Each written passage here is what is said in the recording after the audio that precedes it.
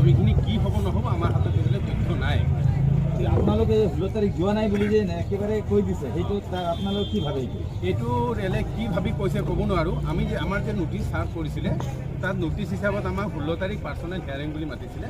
Personal হিয়াৰিঙত আমি গোটেই গৈছিলোঁ। আৰু এটা কথা ইয়াত ক'ব বাজিৰ মাজত মানে আমাৰ সংবাদ মাধ্যম যিবিলাক ৰিপৰ্টাৰ বন্ধু আৰু ডাঙৰীয়াবোৰ লৈছিলে খবৰটো, ইয়াত এটা বস্তু লিখিছে চাব আপোনালোকে, কাৰ্যালয় ঘেৰাও কৰিছোঁ বুলি লিখিছে। এতিয়া আপোনালোকে এই যে এটা মিছাই বা যিখিনি কৈছে তাৰ এগেইনষ্টত আপোনালোকৰ নেক্সট ষ্টেপ কি হ'ব? নেক্সট ষ্টেপ আমি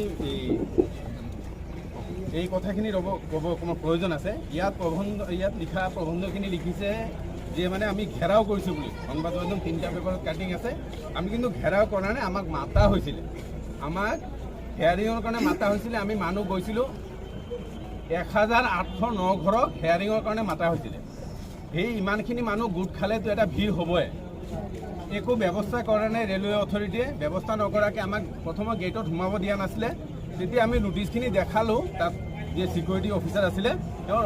তাৰপাছত আমাৰ এই ডাঙৰীয়াই ক'লে যে তাৰপাছত পৰিস্থিতিখিনি শুনিলে যে আমাৰ পৰা কাগজখিনি যেনে তেনে অকণমানকৈ ল'লে। লোৱাৰ পাছত এই 16 তাৰিখে নোটিছ এখন ইছ্যু কৰিলে। সেইদিনাই আমি আবেলি 2টা বজালৈকে তাত আছোঁ, তেতিয়ালৈ একো খবৰ নাই। তাৰ পাছতে নোটিছখন 16 তাৰিখে ইছ্যু কৰিলে, 16/12/2022। আৰু আমাৰ ৱালত কাৰোবাৰ কলনীৰ ৱালত আমাৰ ৰেলৱে লেণ্ড য'ত আমি কলনী আছোঁ তাতে মাৰিলে 22 তাৰিখে। 22 তাৰিখে মাৰাত 16 তাৰিখৰ পৰা নোটিছখনত 22 তাৰিখ যে মাৰিলে, এই মাজৰ সময়খিনি সিহঁতে কি কৰিলে? 16 তাৰিখ যদি নোটিছখিনি ইছ্যু কৰিলে 16 তাৰিখ আমাক দিবলৈ, তেতিয়া সময় পালোঁ হয়, আমি কিবা এটা আইনৰ সাহায্য ল'ব পাৰিলোঁ হয় যে আমাক ভাঙা হৈছে, অকণমান এটা সময় দিয়ক বুলি। এতিয়া আপোনাৰ এই সময়টো নোপোৱাৰ কাৰণে আগতে আমাৰ কোৰ্টো বন্ধ, এই কোৰ্ট বন্ধ হোৱাৰ কাৰণে আপোনাৰ সংবাদ মাধ্যমৰ পৰা আমি বিচাৰিছোঁ যে এইটো কেনেকৈ আমি অকণমান সময় পাওঁ যাতে আমি ৰিছেটেলমেণ্ট কৰিব পাৰোঁ। ইয়াৰ পৰা আঁতৰি যোৱাৰ কাৰণে অকণমান সময় দৰকাৰ। মই অলপ ক'ব বিচাৰিছোঁ, এতিয়া 30 তাৰিখে ইয়াত মই কেইটামান কথা ক'ব বিচাৰিছোঁ। আমাৰ বন্ধু যিজন ক'লে কথাটো তাত অলপ দেৰি হ'ব। আপুনি বহি ক'লেও হ'ব দিয়ক, বহিয়ে কওক। কৰিছে কিন্তু 16 তাৰিখ একচুৱেলি কৰা নাই। এই ইস্যুটো কৰিছে 22 তাৰিখে। ইয়াৰ আগতে একটা কথা ইয়াত মানে মই আপোনালোকক জনাব বিচাৰিছোঁ। আমাৰ কেইজন গ্ৰুপে হাইকোৰ্ট গৈছিলে, আমাক একটা ডাউট হৈছে কি এওঁলোকে কিবা একটা কনস্পাইৰেচি চলি আছে। হাইকোৰ্টে গৈছে 21 তাৰিখে, তেনেকৈ যিহেতু কোৰ্ট বন্ধ হৈ যাব, ভেকেশ্যন হ'ব, তেনেহ'লে আমি কিবা ৰিলিফ যদি হিমত কিবা ছেকশ্যন 5ত যদি আমাক নটিছ দিয়ে ভাঙিবলৈ, আমি ক'ত যাম?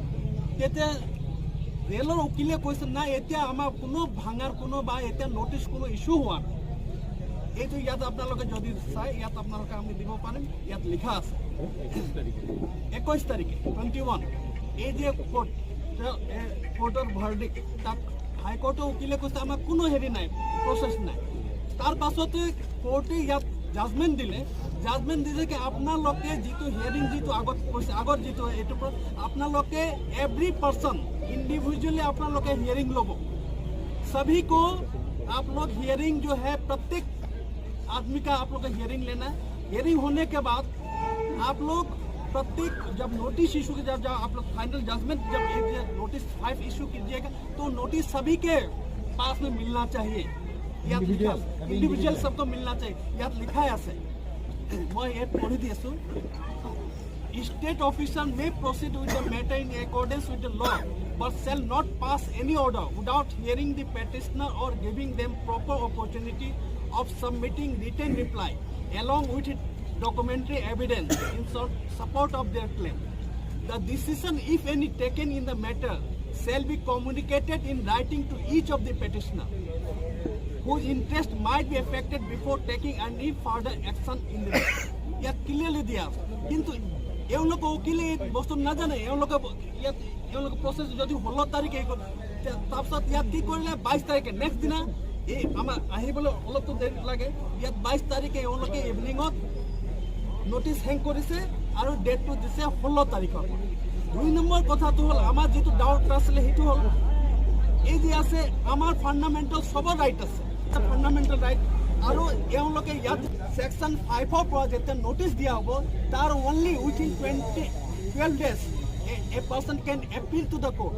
কোর্টত আমি যোৱা সবাৰ অধিকাৰ আছে, কিন্তু এওঁলোকে জানেও নে একটা চক্ৰান্ত চলাই।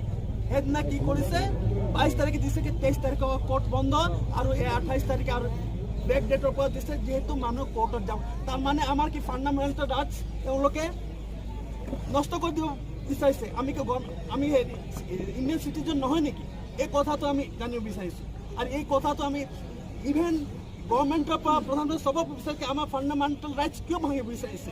আৰু আমাৰ লগত চব প্ৰুফ আছে কি আমি 16 তাৰিখ গৈছোঁ, 16 তাৰিখ আৰু যিটো আছে সেইদিনা আমাক আগতে নটিচ দিয়া নাই কিয়, যিহেতু আমাক সময় দিব লাগে। এইকাৰণে যদি ঠিক আছে তেওঁলোকে কিন্তু আমাক ন্যায় যাবৰ কাৰণে যিহে হওক কিন্তু আমাক সময়টো পাব লাগে। কিন্তু ইয়াত 12 ডেজৰ পাছত শেষ হ'লে আমি যাব নোৱাৰিম, কাৰণ অহা 2 তাৰিখলৈকে বন্ধ আছে আৰু 28 তাৰিখে আমাৰ এই ডেটটো আমাৰ শেষ হৈ গৈছে।